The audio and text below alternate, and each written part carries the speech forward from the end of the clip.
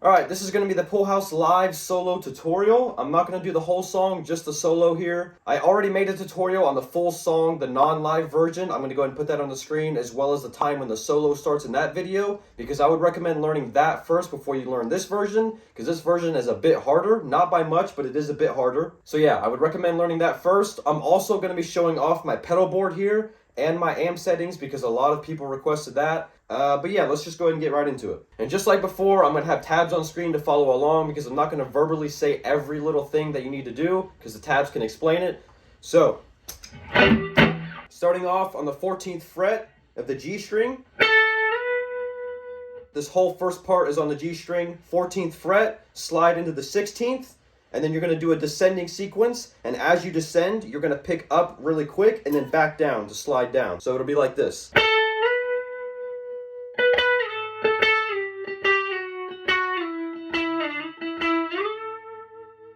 And you'll notice once you get down to the 7th fret on the G, you're not going to actually be playing that. You're just sliding down to it from the 9th, holding there for a split second, sliding back up to the 9th, and then playing the 9th again, sliding that back up to the 14th. So you're not actually playing the 7th at all, you're just sliding onto it.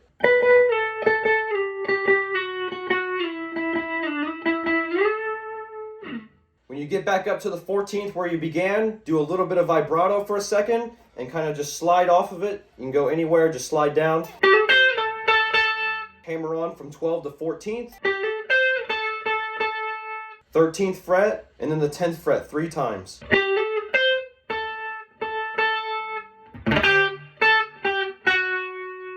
And then you're going to be raking into the 8th fret here on the B string still.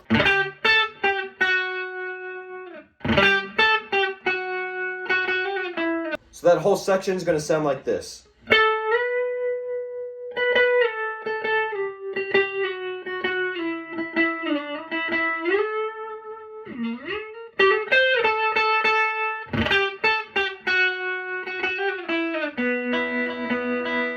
You're going to be rotating between the G and the high E string back and forth, starting on the G. You're going to be playing the open high E twice, but you're starting on the G string, so it'll be like this.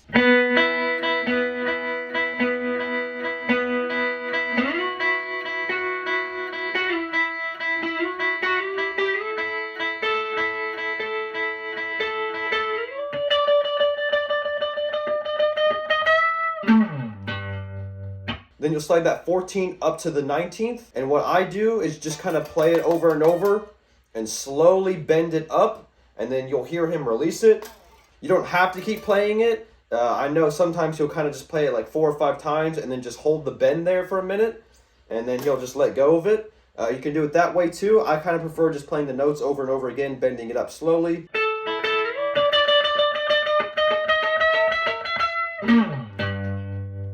Grab a note on the low E string. It doesn't really matter. Just make sure you get that bass slide down effect.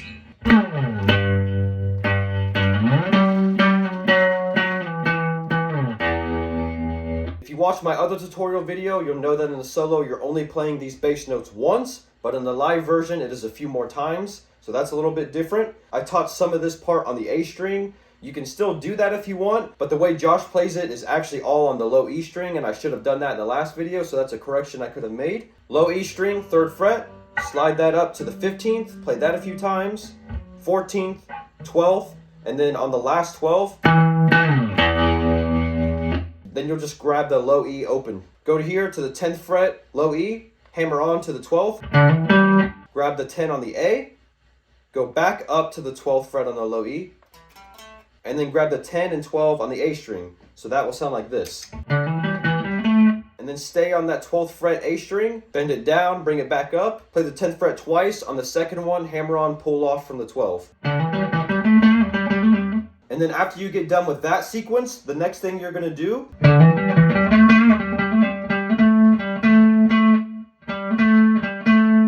go on the A string, 10th fret and 12th fret, 10, 12, 10, 12, 12.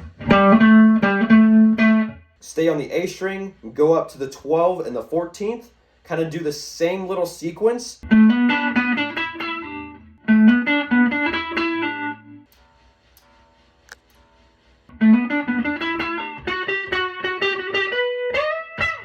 You're going to come down here to the G string, play 11, 12, 11, pause for like a split second, 11, 12, 11, 12. After that, slide the 12 up to the 16th fret, play that, and then just slide that all the way up here. What is this? Slide that up to the 21st fret.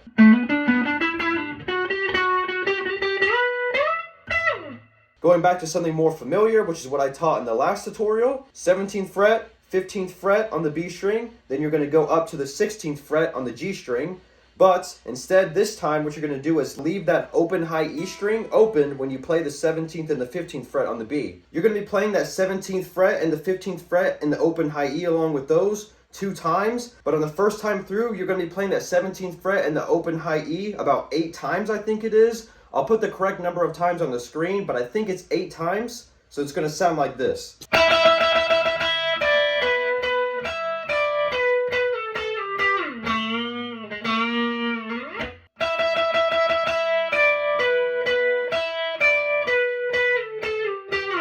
Make sure you have your index on the 1st fret behind that 2nd fret on the G, because you're going to need it there for this bend. He's going to bend it up, bring it down, and then release, pull off. So you have your 1st fret there, and then you're going to play it again and bend back up on the 2nd. So if I've explained it well, it should sound like this. It's definitely a bend that will hurt your fingers after doing it a few times, but just practice it. After that, slide it up to the 14th fret, just gently, and then I kind of do like just a rake or just a palm mute or string mute, whatever. That is completely optional though. It's just something I do to add to the song and I think it fits. You're going to be doing those unison bends again, starting on the 14th fret of the G and then holding on that 12th fret of the B. You're just matching the pitch of the note you're bending up to the one below. So it should sound like this.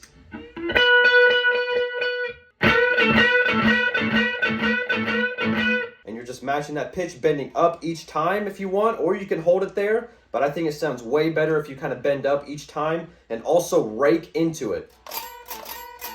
And as you rake into it, when I come up, I'm typically grabbing that 12th fret when I come back up.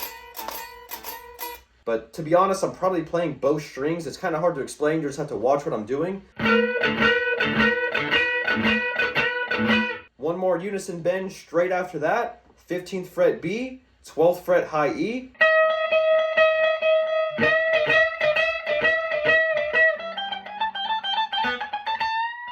And then Josh goes into that solo ending part that's really quick.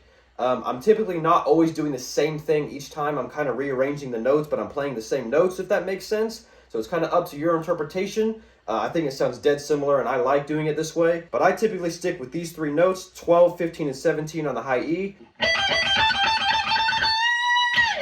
I might have skipped a few notes there, but you get the idea. I'm going to do a whole playthrough at the end of this video anyway. But at the end of that, just make sure you're finishing it off, bending up on the 17th fret, high E. Give it a little bit of vibrato up there. And then I'll typically just play that 17th fret one more time, slide out of it, and that is the end of it.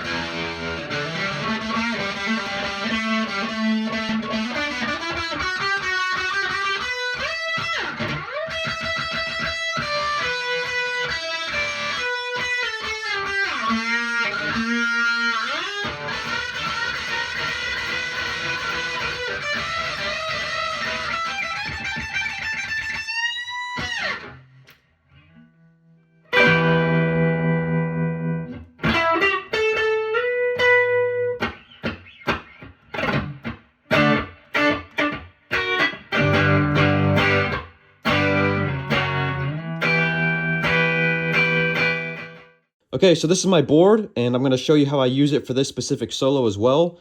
Basically, what I do for the beginning of the solo, start off with my compressor on and my Hall of Fame 2 reverb. The compressor is completely optional, which is something I do. I more or less use it as a clean boost, if you want to say it like that. You don't really need that. Just focus on a reverb, have that at the beginning of the solo. This is also the same pedal Josh uses, and I kind of copied the settings. So I'm being really annoying, but I'm doing it anyway. And then I'll turn the reverb off once I go down to the bass drop of the song. And then I'll hit my Boss DS1 distortion, and I'll use that for the rest of the solo as well. My compressor pretty much stays on throughout the whole thing. And yeah, that's pretty much the way I do it. Really simple.